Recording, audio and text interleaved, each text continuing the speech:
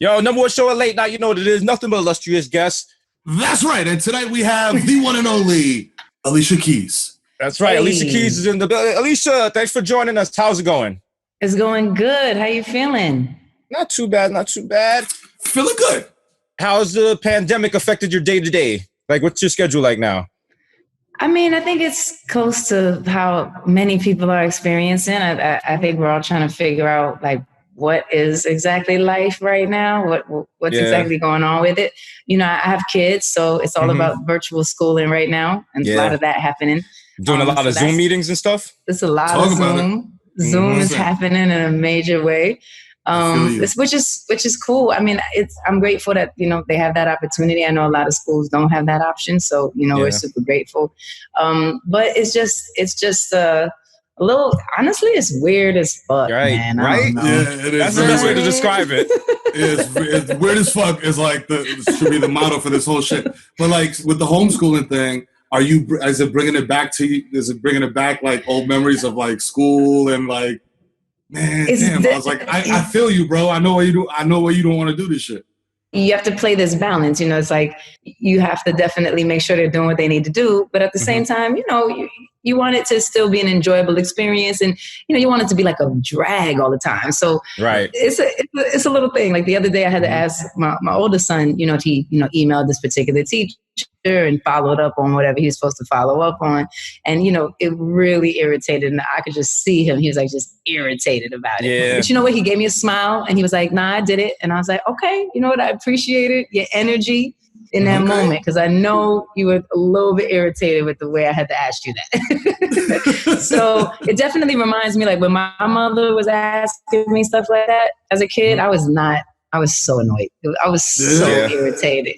So it reminded me of all that for sure.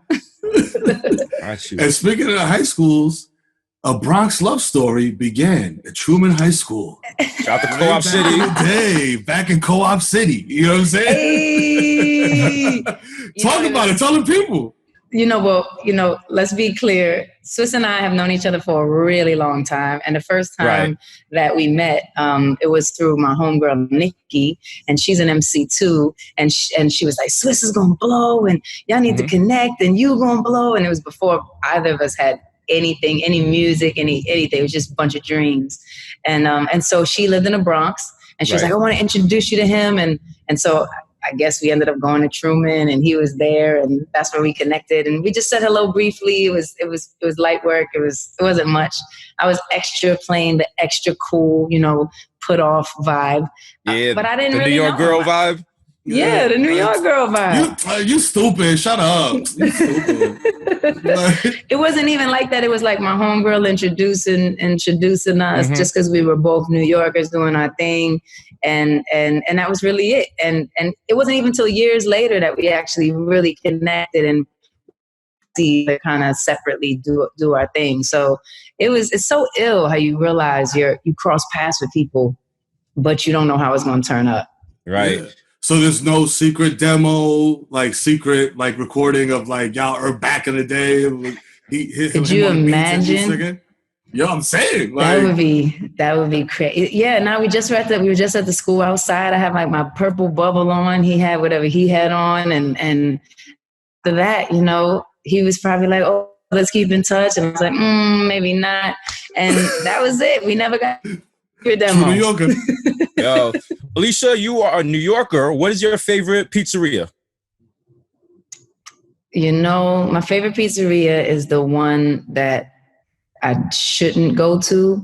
And so, of course, there's, you know, every Raise that was ever on every corner ever. Right. My memory from my Raise is when I used to date this kid that lived on the concourse, and we and we had to cross the whole concourse to get to this pizza shop. And the pizza in the Bronx was like no other pizza I ever saw anywhere else.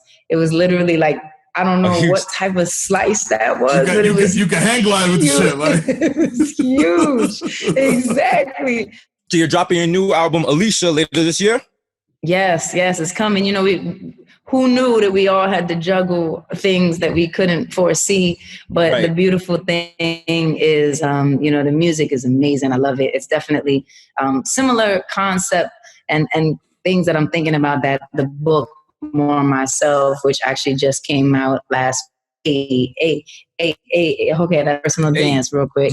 The the book and the music, just they think a lot. I've been thinking a lot about identity, a lot about kind of what makes a person who they are, and how much of ourselves are we not tapped into? Like, how much do we not allow ourselves to be in regards to all the complexities that make us who we are? So the music is sick, it's fire. I love it so much, and when it's time to drop, it's gonna be here.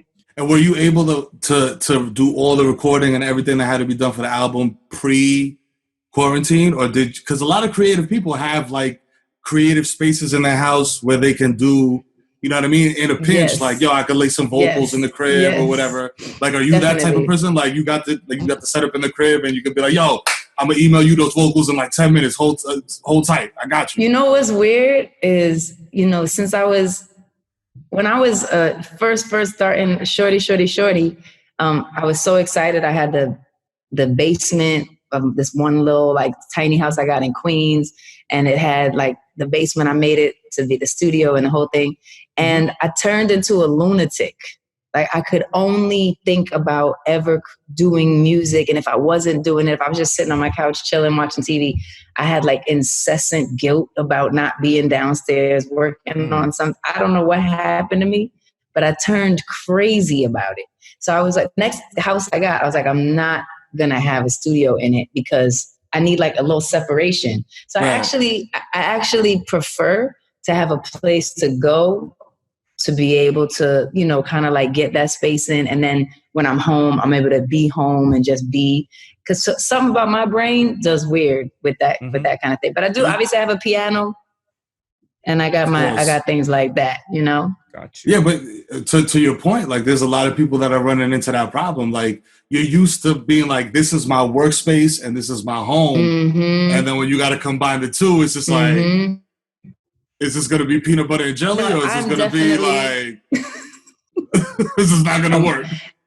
No, it's true. I think most people are used to like leaving their home and going to work. And, obviously that's what to your point, so many people are having to figure out how to work at home and balance the kids and balance whatever they have and their partners and the whole thing. So it's definitely the whole thing about a new schedule is I'm a little confused. I'm not doing that well.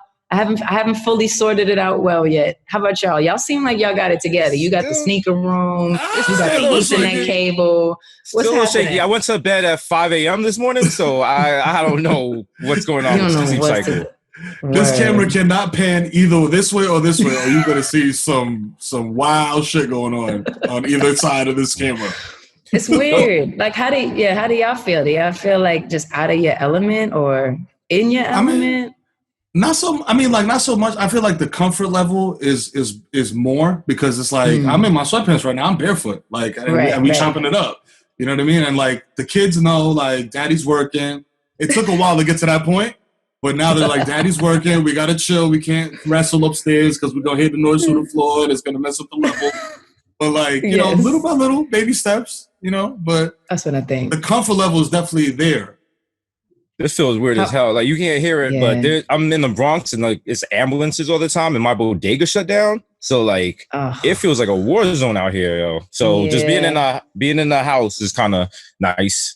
It takes your mind off of it, but yo, this is a weird time. It's definitely Twilight Zone. Definitely. Yeah, I've never seen New York like this, and I think you discussed this in your book about how, like, seeing New York and all the streets are empty is one thing, but like, as someone who's lived in New York your whole life, you remember what New York used to be like, how Times Square used to be super gritty, used to be sex workers and stuff. What was that like? Yeah, I mean, that's just what I always knew. I grew up on 43rd between 9th and 10th. And so right there on 42nd, 8th Avenue was the whole world, Peep show game, everything. Every peep show you could ever, everybody who didn't have anywhere else to go. I mean, it wasn't called Hell's Kitchen for nothing, for sure. And so there was definitely it was unexplainable, really. But that's what I saw all the time. In fact, that's what really informed me a lot about even how I dress. Like, I'm such a tomboy because of growing up on 42nd Street, for sure. Because there was an element that if you ever got too pretty, if it was ever too like much, it just people. I never wanted to be in the category of mistaking me or being approached by any number of pimps that were everywhere. Yeah. So it was definitely a whole other world. Now it's totally different. When I go and I look at Times Square, I'm shocked. Right. I'm like, what? It's wild because you watch like an old movie like Mean Streets that's like set in like the late 70s, 80s, whatever. And then you look at it now and you're like, yo, hold on, this is like Disney World now. What is this? Yeah, the funniest thing is Times Square got a big ass M&M store now. Like, who goes to Times Square and buy M&Ms? Like, by the pound. I'll tell you what, them kids. It's there was other type of candy, and now there's M&Ms. This really sounds like a conversation between three old New Yorkers. We're like, yeah, I'll tell you how Times Square used to be, bro. I'll tell you. It wasn't no fun and games, Listen. It was an ESPN restaurant. The best H was on 43rd and 8th. They're like, oh man. Know that? Y'all look crazy. Y'all are so crazy. Just having fun. You might be old, but I'm not. So whatever. I'm not. Yeah. We're New York old. As New Yorkers, you stop telling your age after 25. You just like mind your business. Yeah. Like, yo, after 25, you just like, yo, I survived. Don't worry about it. Yeah, that's true. That's true. Although I am proud. I am proud of being in my 30s because there's something about that mind state that just you feel more evolved and more energy. You're just more fresh. Alicia, how did you learn to play two pianos at the same time?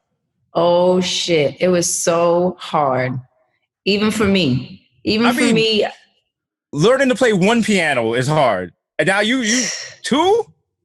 I've been playing for a long time. I've been playing since I was 7 years old. Mm-hmm. And, when I've always admired that clip of Hazel Scott playing those two pianos. By the way, if Hazel Scott would smoke me, by the way, she's so amazing. Like her skills is really unbelievable. So every time I saw that clip as a kid growing up, I was like, one day. And so when we were talking about the Grammys and all the stuff, and Swizz asked me one day, he was like, so what you gonna do? Like, how you gonna make it crazy? I was like, I'm gonna play two pianos. And I just knew I was gonna play two pianos, but I said it before I ever did it before. Mm-hmm. Right. So then I'm like, all right, I'm gonna play two pianos. This is what I'm gonna do. So first of all, where are two pianos ever? Nowhere. Like there's nowhere on the planet that you're gonna find two pianos. No. So I had to start with two keyboards, and I would basically have them everywhere. I'd have them at my studio. I'd have them at my house. If I had, at the time I was writing a book, so I would, I would have them wherever I was writing, and I had to figure out in my brain how to work the right hand and the left hand in these verticals. Right. And it was not easy at all. I was stressed. In fact, 4 days before the Grammys, I was like, that's it. If I can't get this by tonight, I'm canceling. I'm not going to embarrass myself. It was literally that close to the point where I had to really kind of figure it all out. It was a feat for me to pull that off, and I'm glad I did. I'm glad I stuck with it. What was the hardest part about it though? Was it like the ambidextrous aspect of it? Was it I think it's because so on the right hand, the bass keys are closer to like you. Right. And then my treble keys on the left hand are going to be back here. And then when I have to play treble, I got to switch back to this way. And in order to make sure that you're hitting the right things, you have to it's just a whole other. That's a lot of work. The pedals on the bottom and shit, like you got those going too.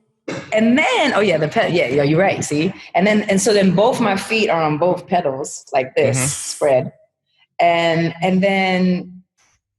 so that was the hardest part there. And then the second hardest part was once I finished that, I actually went piano to piano to kind of create this like circular thing. So at one moment I was just playing one piano anyway, and Swizz was like, you can't have two pianos out there and play one piano. Like that doesn't make any sense. How are you going to make this come together?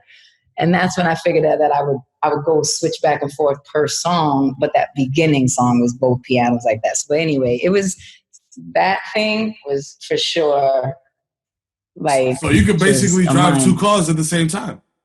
You know what I'm saying? I'm ready. You be the illest Uber driver ever. Right now. I'm ready. Even though 20 nobody will come in motherfuckers my in the car. Uber pool. Okay, and I got all of them. I'm ready. I got you, and I'll play you some good music right now. Alicia, what was? Now I used to take piano class back in the day, and I had a Russian piano teacher who used a razor and cut in between her fingers so she could do the scales better. Oh my God! What's the wildest piano teacher you ever had? Well, the crazy thing is I really only had one piano teacher. Yeah, so and she definitely didn't. Did do that? Did she make you do that? No, you know what it is? Because she learned piano in Russia. I guess the government made her, and she came here, and she was like, "We're gonna send you to Juilliard," and I was like, "Not if I have to cut my hand open." So, but I actually can see why, because my hands are very small, and I've always wanted to play really. I used to like Fats Waller and like these really big stride piano players, and they were guys, and so their hands were really big, right? And they'd be able to reach chords that I could never reach. So, I mean, I'm not gonna cut my fingers. That's not. Are you thinking about it now? You're looking. No. Yo, you can buy finger extensions. Oh, Alicia, we could talk to you all day, but we know you're a busy person. You got things to do, and we don't want to hold you. But thanks for talking to us. You have a lot to do right now, a lot. So I'm going to do all those things, especially. Get that homework done. Let me get this homework done. I did take a break for lunch. I was like, all right, I think I can sneak out right here and talk to y'all. Let's go. Alicia, you know how New York is. Every New Yorker has been to a bodega. In bodegas, they have the neon sign. What would you like your neon sign to say? Empire State of Mind. Woo! That's right. A classic song, a New York banger. Oh, she performed at Yankee Stadium with Jay-Z in 2009. I remember. That's I was there. Damn. Yes. You know the vibes. There go my guys. There go my guys. You know the vibes. By the way, we got the red memo. We looking real good. We got to synchronize. Yeah, that's what we're going to do from now on for every interview, because you set that up. Alicia Keys, thank you so much. Blessings. Yo, booking stores now, album out later this year. Take care, Alicia. Alicia, stay safe. You be safe, all right?